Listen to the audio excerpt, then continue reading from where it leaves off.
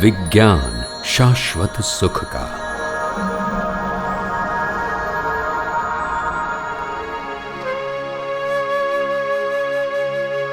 ये फिल्म किसी धर्म या संप्रदाय के उपदेश या प्रचार के लिए नहीं है, परंतु परम पूज्य दादा भगवान ने जो देखा, जाना और अनुभव किया, वो दृष्टि, वो ज्ञान, वो अनुभव धर्म, जाति या ऊंच नीच के भेदभाव के बिना अधिक से अधिक लोग प्राप्त करें, ऐसी भावना मात्र है।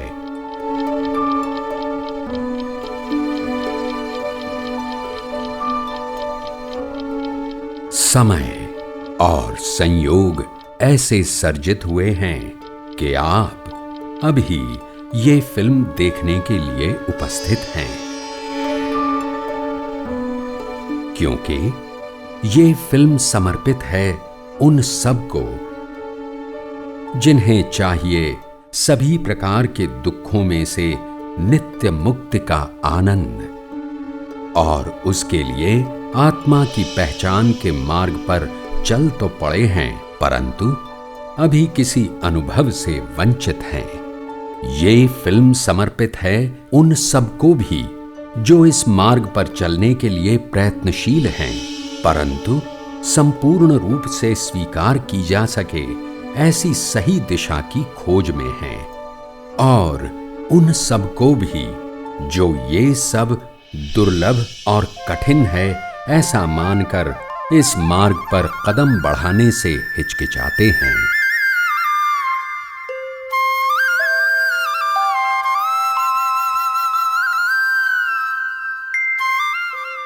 सूर्य की प्रथम किरण के साथ ही प्रभात का वातावरण गूंज उठता है प्रार्थना के पवित्र सुरों से।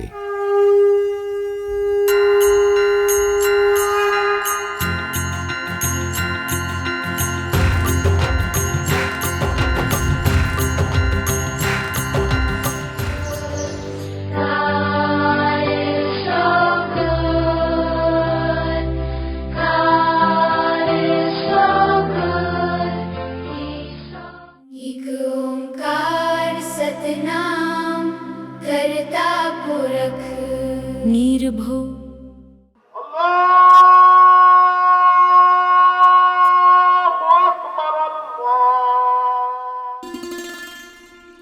हम सभी का ध्येय है समस्याओं बिना का शांतिमय सुखमय जीवन, परंतु सुख यानी क्या? कि मेरे लिए सुख मेरा परिवार है। फिट बॉडी भी अगर है तो हम सबसे आज के डेट में खुश हैं। मेरा फर्ज मुस्कुरा कर करो, वही मेरी सच्ची खुशी है। सो हमारी लाइफ में जो गोल्स है वन बाय वन हम उसे अचीव करते हैं, वो मेरे हिसाब से सुख की डेफिनेशन है। जीतने में थोड़े में संतोष रखे ना तो हर तरह से सुख ही है। हम अपने परिवार के साथ रहते हैं, वो ही मेरे लिए सच्ची खुशी है। मेरी जितनी भी इच्छाएं है वह भगवान पूरी करते हैं, वह मेरे लिए सुख। मन को संतोष और शांति मिले उसे मैं सुख मानता हूँ। मेरा ज्ञान दूसरों को बांटूं, वही मेरा सुख। स्वस्थ रहना ही सच्ची खुशी है। रात को लेटते ही नींद आ जाए तो उसे सुख कहते हैं। जीवन में सुख और शांति की प्राप्ति के लिए हम पुरुषार्थ करते हैं, उपार्जन की विभिन्न प्रवृत्तियों के द्वारा, और साथ साथ भविष्य को, प्रारब्ध को सुखमय बनाने के लिए अपनी अपनी समझ और श्रद्धा के अनुसार हम अनेक प्रयोजनों का आधार भी लेते हैं। पर सुख की इस खोज का परिणाम क्या? क्या ये सुख शाश्वत है? टेम्पररी होता है। Temporary 100% temporary. सब टेम्पररी ही है। हर टाइम नहीं रहता, कभी दुख भी आता है। जानकी नाथ को ही नहीं पता था कि कल क्या होगा। ऐसा नहीं है कि कांस्टेंट रहेगा ही, कभी अप्स एंड डाउन तो आते रहते हैं, दैट इज लाइफ। नहीं, परमानेंट नहीं होता। वो सब टेम्पररी है, परमानेंट नहीं है। नहीं, सुख परमानेंट तो कभी नहीं हो सकता, हमेशा नहीं रहेगा। कभी हमारा सुख अन्य के दुख का कारण बन जाता है,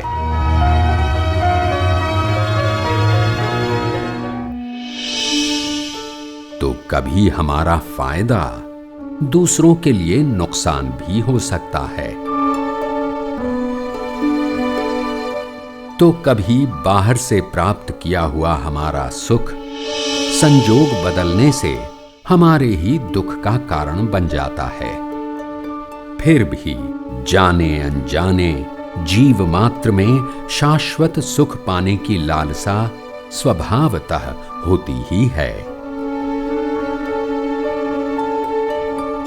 क्या ऐसा शाश्वत सुख संभव है? ऐसा सुख जो आने के बाद फिर कभी जाए ही नहीं और जो सबके लिए एक सा ही हो। ऐसा शाश्वत क्या है जिसमें से शाश्वत सुख प्राप्त हो सकता है? तो फिर जिसे सुख दुख की अनुभूति होती है वो कौन है? इतना सारा नहीं सोचा है कभी भी मैंने। कोई आइडिया नहीं है। सच्चा कहूँ तो इन डेप्थ ऐसा सोचा ही नहीं। ज्यादा आइडिया नहीं है मेरे को। दूसरा ऐसा कुछ नहीं जानता।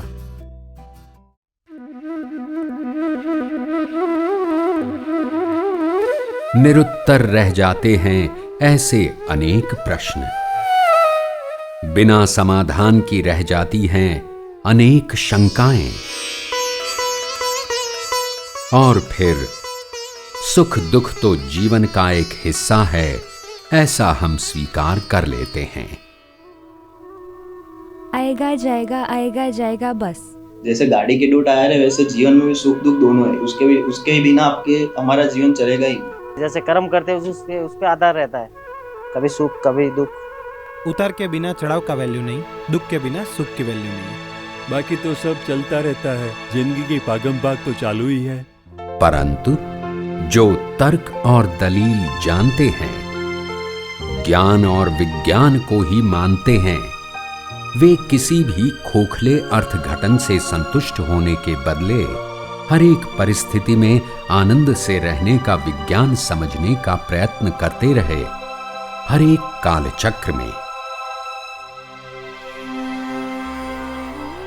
कितने ही उसमें सफल होकर पूर्णत्व को प्राप्त कर सके और जगत को भी ये मार्ग बताते रहे। परंतु उनके बाद समय के साथ अपनी अपनी समझ के अनुसार उस ज्ञान को समझने का दृष्टिकोण बदलते जाने के कारण वो विज्ञान ओझल होता गया। मूल पुरुषों के हृदय की बात और उनके अंतर का आशय न जाने कहां खो गया। परंतु रात्रि का अंधकार हमेशा नहीं रहता। अंधारा कोटि वर्षना पळसाठमा उलेचशे टंकोत्तीर्ण ज्ञान अभेदना ज्योति स्वरूपे प्रगटशे।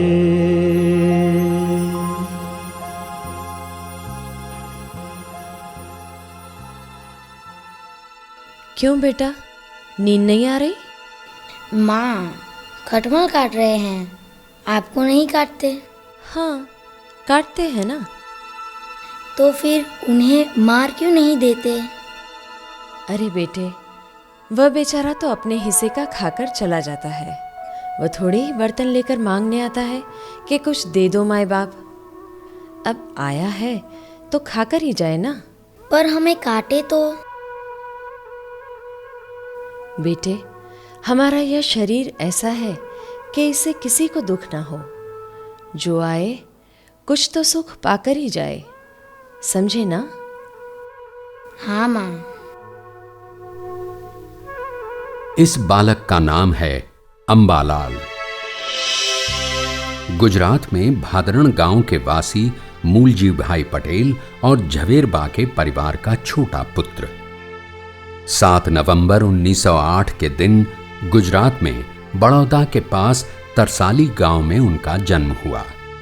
घर में सबका लाडला और नटखट था। एक दिन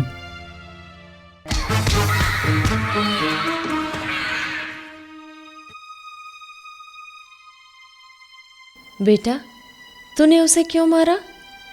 उसे खून निकला है। माँ, उसने मुझे गाली दी। उस बेचारे की माँ नहीं है ना? तो मुझे क्या? उसकी दवाई कौन करेगा? कितना रो रहा होगा बेचारा, उसे कितना दुख हो रहा होगा। हाँ माँ। तो फिर हमें किसी को दुख देना चाहिए ना। बेटा, आज से तय कर कि मैं मार खा कर आऊंगा, पर कभी किसी को नहीं मारूंगा। तुझे लगा तो मैं हूं ना, मैं तेरी दवाई करूंगी। ऐसा? हाँ, बस मेरी इतनी बात रखना। हाँ, समझ गया माँ। इस प्रकार उनकी माताजी ने बचपन से ही अहिंसा के संस्कार दिए। जो आए कुछ तो सुख पाकर ही जाए। फिर हमें किसी को दुख देना चाहिए, बस मेरी इतनी बात रखना। तो फिर हमें किसी को दुख देना चाहिए, कुछ तो सुख पाकर ही जाए, बस मेरी इतनी बात रखना। उसके बाद क्षत्रिय प्रकृति वाले अंबालाल को जीवन भर मन से भी किसी के प्रति हिंसा का भाव नहीं हुआ। बच्चों, आज हम LCM यानी लघुत्तम साधारण अवयव सीखेंगे। उसका मतलब क्या गुरुजी? LCM यानी ऐसी छोटे से छोटी अविभाज्य संख्या जो इन सभी संख्याओं में हो। मास्टर जी, आपकी इस व्याख्या से तो मुझे भगवान मिल गए। यानी ये सब लोग रकम ही है ना? हर एक जीव में अविभाज्य रूप में आत्मा है और वही भगवान। इस प्रकार छोटी उम्र से ही उनमें अध्यात्म की गहरी समझ थी। अरे, ये तेरी कंठी तो टूट गई। टूटने दो। अब हमें कंठी बंधवाने फिर से गुरुजी के पास जाना पड़ेगा। ना माँ, मुझे ऐसी कंठी नहीं बंधवानी। अरे बेटे, ये कंठी तो बंधवानी पड़ती है ना, नहीं तो लोग तुझे नुगरा बिना गुरु का कहेंगे। भले कहें माँ, गुरु तो वे कहलाते हैं जो हमें प्रकाश दिखलाएं, सच्ची समझ दें। बचपन से ही उन्हें किसी भी प्रकार का बंधन पसंद नहीं था।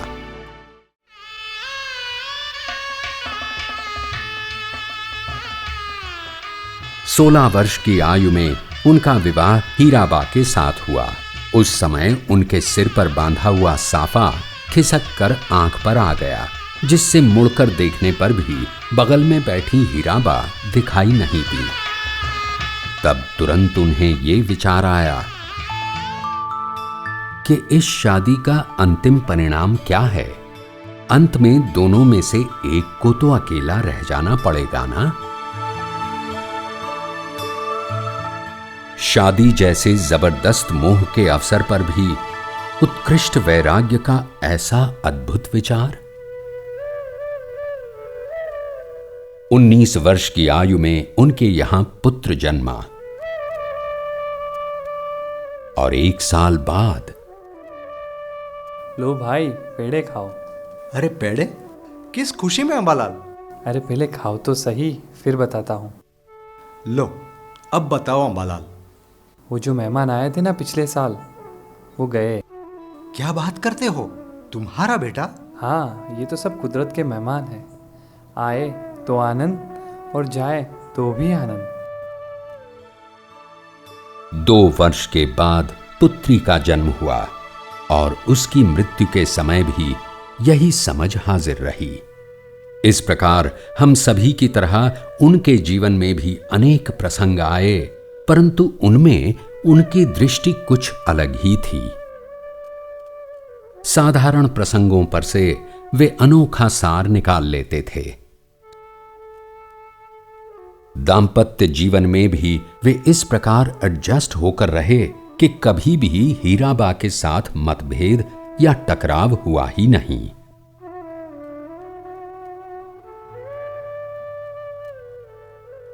शादी के बाद हीराबा को ग्लूकोमा होने के कारण एक आंख की दृष्टि चली गई, परंतु उन्होंने जीवन भर उनका साथ निभाया।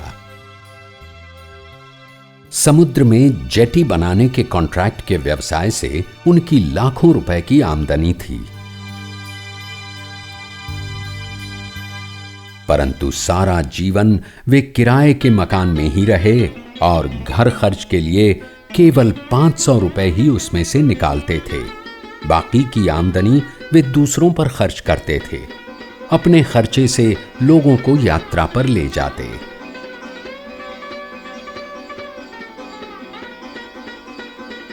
उनका सिद्धांत था कि व्यापार में धर्म होना चाहिए, मगर धर्म में व्यापार नहीं होना चाहिए।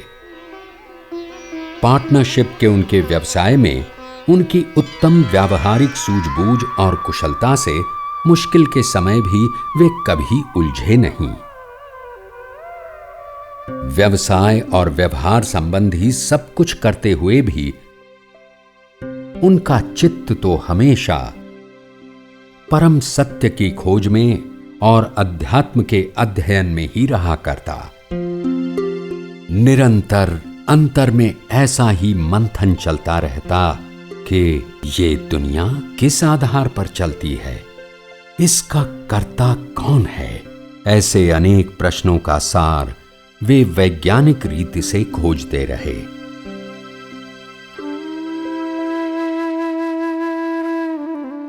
ऐसे में 1958 में जून महीने की एक शाम का लगभग 6 बजे का समय, भीड़ से भरा सूरत का रेलवे स्टेशन, प्लेटफॉर्म नंबर 3 की बेंच पर बैठे अंबालाल ट्रेन की राह देख रहे थे।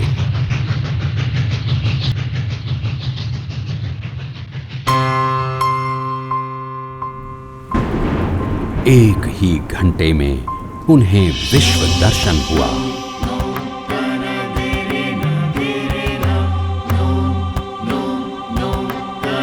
तमाम आध्यात्मिक रहस्यों का संपूर्ण स्पष्टीकरण मिला।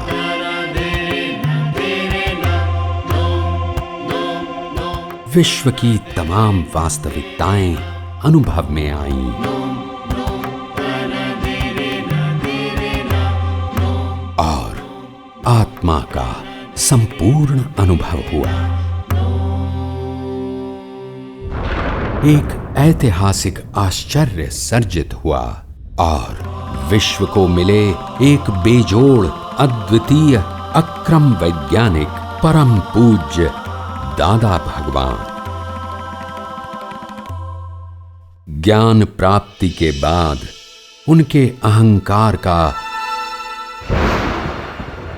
संपूर्ण रूप से विलय हो गया।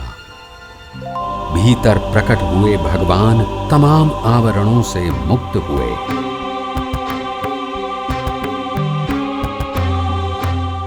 क्रोध, मान, माया, लोभ, राग, द्वेष का समूल नाश हुआ। अपने मन, वचन और काया पर मिल्कियत का भाव ही नहीं रहा। 1958 में सूरत का स्टेशन पे हम शाम को 5:30 बजे एक बांकड़े पे बैठा और 1 घंटा में हमको सब देख लिया कि वर्ल्ड क्या चीज है, किसने बनाया, किस तरह से बनाया, क्यों बनाया, हम कौन है, कैसा है कर्म है, कर्म को कौन करता है, कर्म कौन कराता है, मोक्ष क्या चीज है, भगवान कौन है, समाधि क्या चीज है। जो दिन जब इगोइज्म कंप्लीट चले गया, जब इगोइज्म चले गया, जब इगोइज्म कंप्लीट चले गया,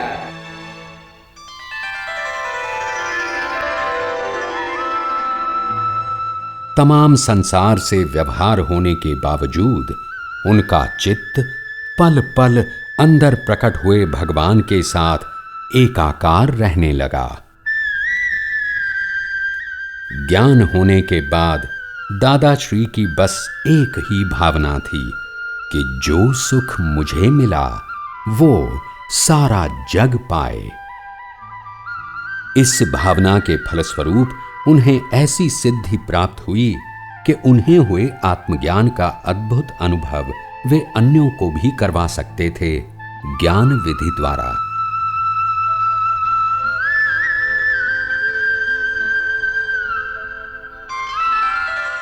ज्ञान विधि एक ऐसा वैज्ञानिक प्रयोग है जिससे मात्र 2 ही घंटों में मैं और मेरा यानी आत्मा और अनात्मा के बीच का भेद अनुभव में आता है और खुद आत्मा है ऐसा अनुभव होता है। जो जीवन हमारा कंप्लीट कषायमय था उसकी जगह पे कंप्लीट शांतिमय हो गया। जीवन में इतनी शांति हो गई, हमारे घर में कोई झगड़ा नहीं। आज भी हमारे घर में जो कोई लोग आते हैं, अंकल तुम्हारे घर में इतनी शांति कैसे है। साथ ही इस जगत का सच्चा कर्ता कौन है उसकी समझ भी प्राप्त होती है।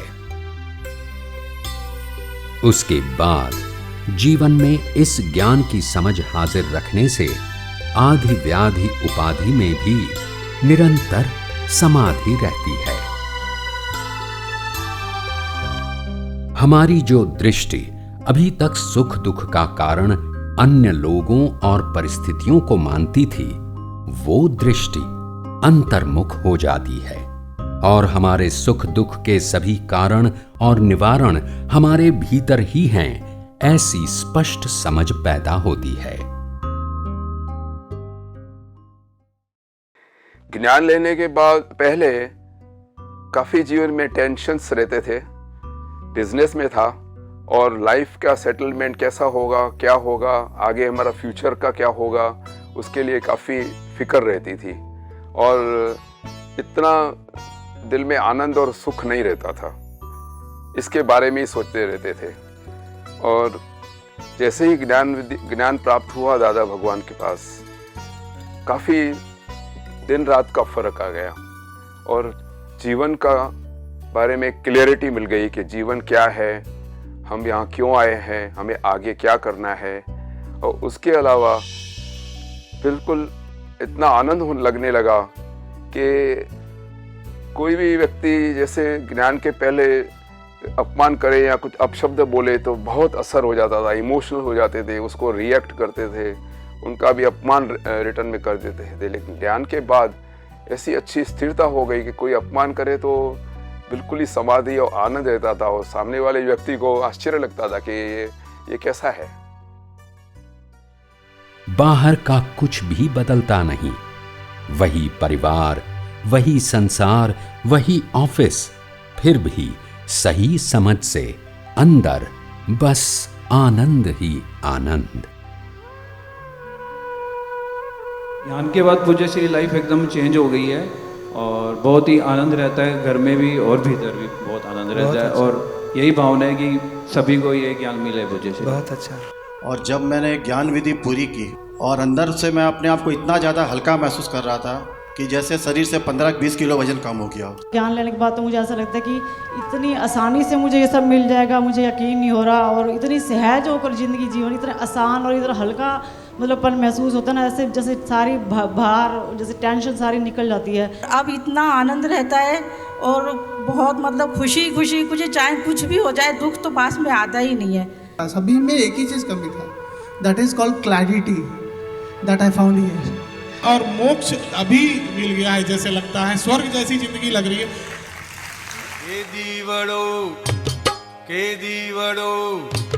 के दीवड़ो दादा ये प्रगटायो, के दीवड़ो अमर थाए रे। दीवड़ो दादा ये प्रगटायो, के दीवड़ो अमर थाए रे।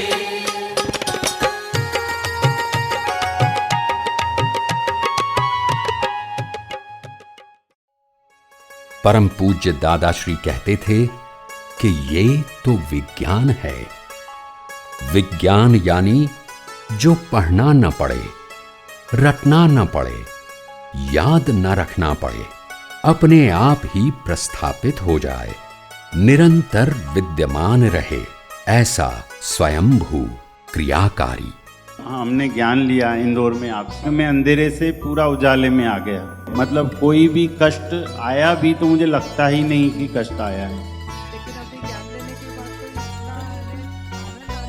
इतना अद्भुत आनंद है अंदर से, इतना अद्भुत आनंद है। मैं कहता हूं कि ये संसार में सभी को ज्ञान प्राप्त हो, सभी इस आनंद का जो है ना लाभ उठाएं। वे हमेशा कहते थे कि मैं जिस रास्ते पर चला, जो अनुभव मुझे हुआ, वही रास्ता आपको बताता हूं। क्योंकि विज्ञान का तरीका एक ही होता है, चाहे कोई भी प्रयोग करे, पर तरीका सही हो तो परिणाम एक सा आना ही चाहिए। प्रत्यक्ष ज्ञानी की कृपा से प्राप्त हुए ऐसे अद्भुत आत्म अनुभव का शास्त्रों में अक्रम विज्ञान के नाम से उल्लेख किया गया है।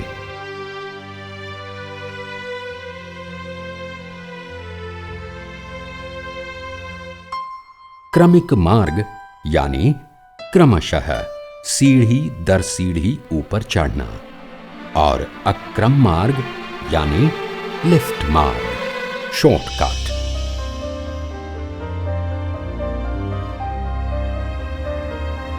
अनंत जन्मों की साधना और जब तप से भी जो स्वरूप प्राप्ति होनी दुर्लभ है, वो यहां सहज प्राप्त हो जाती है, इस अक्रम विज्ञानी की कृपा से।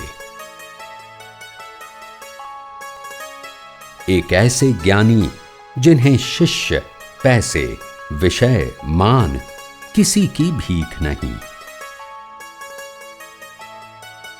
जीव मात्र के लिए विश्वव्यापी करुणा ही है।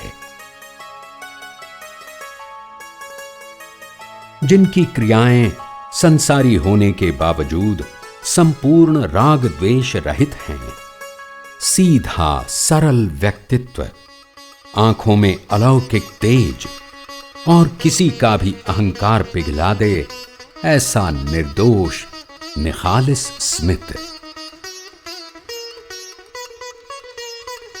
बालक जैसे सरल, मेरु समान अचल और सागर जैसे गंभीर, जिनकी आंखों में सूर्य जैसा प्रताप और चंद्र जैसी शीतलता छलकती है, उन्हें दादा भगवान कहने वालों को वे हमेशा कहते थे। और अंदर बैठा है वही भगवान है, आप समझो ना, वो दादा भगवान है और ये एम पटेल है। कि ये जो आपको दिखाई देते हैं वे दादा भगवान नहीं हैं, ये तो एम पटेल हैं। मैं तो मात्र ज्ञानी पुरुष हूं। दादा भगवान तो मेरे अंदर प्रकट हुए हैं, वे हैं जो 14 लोक के नाथ हैं। वे आप सभी में हैं, पर अव्यक्त रूप में हैं, जबकि यहां हमारे अंदर संपूर्ण रूप से व्यक्त हो गए हैं। वो सब हमने देख के बोला था, कोई शास्त्र की बात नहीं बोलता, हम देख के बोलता है। तो जितना प्रश्न पूछो इधर देख के बोलने में क्या हर्ज है, कोई बोझा ही नहीं हमको। उनके बेजोड़ अलौकिक प्रत्यक्ष प्रश्नोत्तरी सत्संग में हर कोई अपने अध्यात्म, धर्म और व्यवहार संबंधी प्रश्नों के समाधान पाता था। Soul is permanent. Soul, by really find your prayers.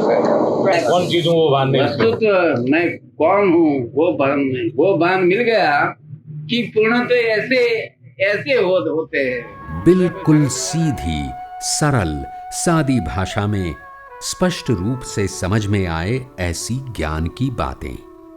रोजमर्रा के व्यावहारिक दृष्टांतों से भरपूर उनकी वाणी में, सहज प्रसन्न निर्मल चेहरे में सभी को आत्मीयता का अनुभव हुआ। पूछे गए प्रश्नों के उत्तर के रूप में ही उनकी वाणी बहती रहती थी। उन्होंने कभी भी उपदेश नहीं दिया। वे गुरु नहीं पर गाइड हैं, मार्गदर्शक हैं। नहीं होता है, वो सर्वांश है, वो अंश बाहर बोलता है नहीं कि क्या मतलब है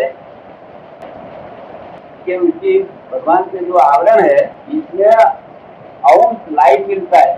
कितना जो होल पड़ता है ना तो थोड़ा थोड़ा लाइट मिलता है, इसको अंश बोलता है, अंश लाइट मिलता है भगवान का। और ढाई तरह मगर ये आवरण है इससे लाइट पूरा नहीं मिलता है। अपने 5 इंद्रिय है तो भाई वो इसका लाइट मिलता है। इस प्रकार पूज्य दादा श्री गांव-गांव और देश विदेश में परिभ्रमण करके सत्संग तथा स्वरूप ज्ञान की प्राप्ति करवाकर जीवन के अंतिम क्षणों तक सभी को मोक्ष के मार्ग, शाश्वत सुख के मार्ग की प्राप्ति करवाते रहे। 80 वर्ष की आयु में 2 जनवरी 1988 के दिन बड़ौदा में संपूर्ण समाधि दशा में उनका देह विलय हुआ।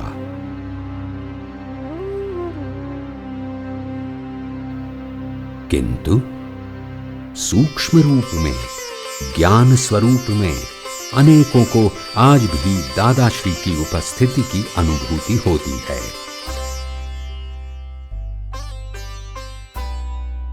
संसार में अधिक से अधिक लोगों को ये ज्ञान प्राप्त होता रहे और वे सभी शाश्वत सुख को पाएं, इसके लिए उन्होंने पहले से ही आयोजन कर रखा था।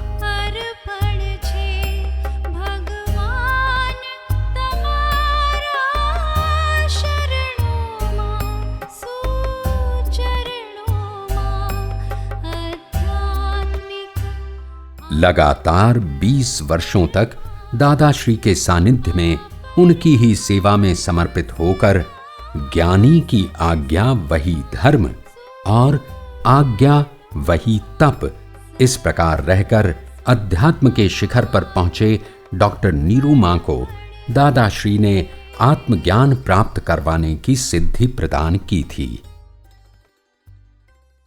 दादा भगवान ने दीपक भाई और नीरू बहन को ऐसी सिद्धि दी थी कि आपके भीतर से दादा भगवान ही बोलेंगे, आप जैसा चाहोगे वे वैसा बोलेंगे। और फिर पूज्य नीरू मां ने दादाश्री की राह पर चलकर उसी प्रकार सत्संग और आत्मज्ञान की प्राप्ति विश्व भर में सभी को निमित्त भाव से करवाई। सौम्य, प्रेममय, वही ज्ञान की बातें और वही सरल आत्मीय शैली, उनके संपर्क में आकर हरेक को वात्सल्य और शुद्ध प्रेम की अनुभूति होती थी। और यहाँ निरुमा के पास आते हैं तो एक भाव होता है, वात्सल्य मूर्ति माँ एक आप ही मेरे। सच में आपको देखते ही मेरे आंसू निकलने लग जाते हैं। मुझे मेरे व्यसन जो है आज दे देना है आपको। मुक्त मन से डायरेक्ट, प्रत्यक्ष किसी भी प्रकार की समस्याओं या शंकाओं से संबंधित प्रश्न पूछकर समाधान प्राप्त कर सकें, ऐसी सत्संग व्यवस्था को विश्व भर में प्रचंड प्रतिसाद मिलता गया। हर किसी को ऐसा लगता है कि ये मेरी अपनी ही बात है, फिर वो आध्यात्मिक हो या व्यावहारिक। सच्ची मन की शांति कैसे प्राप्त होती है? जो हमारी जिम्मेदारियां हैं वो पूरी करते हुए मोक्ष मार्ग की तरफ कैसे बढ़े? आत्मा कहाँ से आया? 3 बार गवर्नमेंट जॉब मिस कर दी है तो डीमोटिवेट और ऐसे डिप्रेशन बहुत ज्यादा है अभी। What is the difference between religion and spirituality? कौन डिसाइड करता है कि एक अच्छा है या बुरा है? संसार की रचना का उद्देश्य क्या है? शांति नहीं है, मन भी अशांत रहता है। बच्चों में जो संस्कार सिंचन होना चाहिए वो कैसे करें? मेरा क्वेश्चन है कि कर्म क्या होता है? ये मोक्ष क्या है? मोक्ष का अर्थ क्या है? मुक्त भाव, सारे दुखों से मुक्ति। और इस तरह युगों बाद विश्व के सम्मुख एक अद्भुत मोक्ष मार्ग प्रकट करने वाले ज्ञानी और उनके ज्ञान की हम सभी को पहचान करवाने के लिए पूज्य नीरू मां अविरत रूप से प्रयत्नशील रहीं।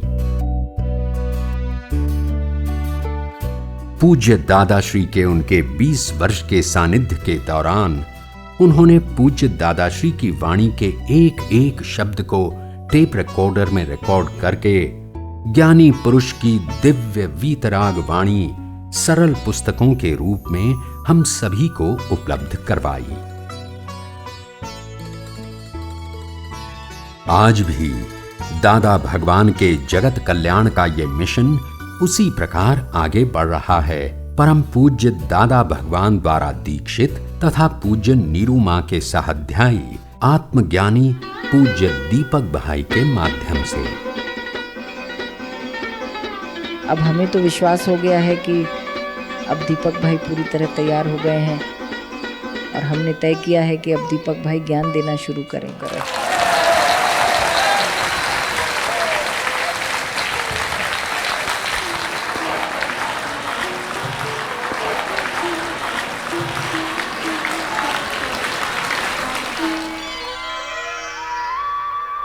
वे 17 वर्ष की उम्र में ही इंजीनियरिंग के अभ्यास के दौरान पूज्य दादाश्री की सेवा में समर्पित हो गए थे।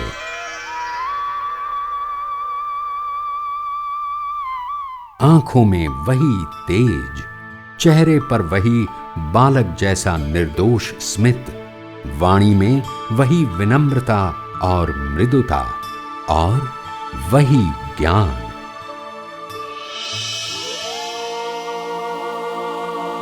मानो पूज्य दादाश्री की ही प्रतिकृति हों। हमारे पुण्यों के प्रताप से शाश्वत सुख का ये मार्ग आज भी खुला है। तो मुझे ऐसा लगा कि मुझे शांति का किनारा मिल गया। मुझे लगता है शायद सदियों से मुझे उसकी तलाश थी जो मेरी पूरी हो गई है। तो ऐसा लग गया कि सारे जीवन के सारे प्रश्न समाप्त हो गए। कल ज्ञान विधि भी अटेंड किया and I was feeling so good that I was so काम। वो जो नेगेटिव थिंकिंग जो आती थी जो ज्ञान लेने से पहले, वो आज सुबह से ऐसा महसूस हो रहा वो नेगेटिव थिंकिंग थी नहीं मेरे में। आध्यात्मिकता और धर्म में क्या अंतर है? धर्म किसे बोला जाता है कि बुरे को छोड़ के अच्छे को पकड़ो, पापाचार छोड़ो पुण्याचार पकड़ो, अशुभ छोड़ो शुभ को पकड़ो, वो धर्म बोला जाता है। और अध्यात्म यानी आत्म सम्मुख होना, तत्व विज्ञान पाना, तत्व दृष्टि पाना। तो तत्व ये अध्यात्म इसके लिए बोला जाता है कि यहाँ आदमी दान देता है, सेवा करता है, झूठ बोलता है, गलत कुछ काम करता है, दोष वाला है, कुछ कोई भी प्रकार की गलतियाँ भी है उसमें है, तो यहाँ गलतियों वो प्रकृति की है, भीतर में आत्मा तत्व बिगड़ा ही नहीं। जैसे 2H+O, तो पानी जब महिला पानी में से भी एनालिसिस किया तो हाइड्रोजन शुद्ध है, ऑक्सीजन शुद्ध है। यहाँ भी ये प्रकृति के भीतर में आत्मा तत्व स्वरूप से शुद्ध ही रहा है। कोई साइंटिस्ट मिल गया, ज्ञानी पुरुष मिल गए तो अनुभव में आ सकता है कि मेरा आत्मा बिगड़ा ही नहीं है। अनंत अवतार से कितने भी अवस्थाएं धारण की, स्त्री हुआ, पुरुष हुआ, गाय हुआ, भैंस हुआ, गधा हुआ, फिर भी आत्मा तत्व कभी बिगड़ा नहीं। और इसके लिए यहाँ जो अध्यात्म विज्ञान ऐसा है कि 2 ही घंटे में आप अपना ही आत्मा प्राप्त कर सकते हो और आपको अनुभव में भी आता है कि मेरा स्वरूप कभी बिगड़ा ही नहीं है। लाखों लोगों ने इस सुख का अनुभव किया है, आप क्यों वंचित रहें? ये ज्ञान ऐसा है कि कोई धर्म, जाति या संप्रदाय का नहीं है। ये तो ज्ञानियों का ज्ञान है, दादा का ज्ञान है, चलता आया है और चलता रहेगा और बहुत से लोग इसे प्राप्त करेंगे। दादा कहते भी थे कि इससे आधे जगत का कल्याण हो जाएगा। जैसे हमारे घर में छोटा कैंडल है तो हम कैंडल में कितना उपयोग करेंगे लाइट का, और आपके घर में फुल लाइट कर दी तो, और फुल लाइट हो जाएगी तो डेफिनेटली आपको संसार में एक भी ठोकर नहीं लगेगी। क्रोध मान माया लोभ से आप मुक्त होते जाओगे। दादाजी का इतना कुदरती रूप से 1958 में उनको ज्ञान प्रकट हो गया था। निरुमा का दिया 1968 में उनके पास से प्रकट हुआ। मुझे दादाजी के पास 1971 में ज्ञान मिला था, तो मेरा दिया उन्होंने प्रकट कराया। तो एक दिया प्रकट हुआ तो उसे कितने दिए प्रकट हो सकते हैं, तो आपका भी दिया यहाँ टच करके प्रकट करा सकते हो।